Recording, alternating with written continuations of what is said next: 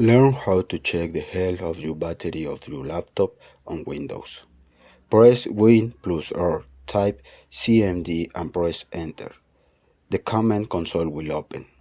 You type the command power CFG space battery report. Copy the entire result, paste it into your web browser and press the Enter key to confirm. A detailed report will be published, but for now we are interested in the information from full charge capacity and design capacity. We divide full charge capacity by design capacity.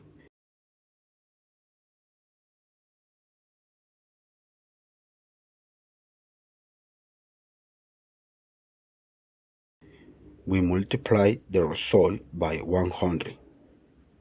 We compare the final result against the battery health level table.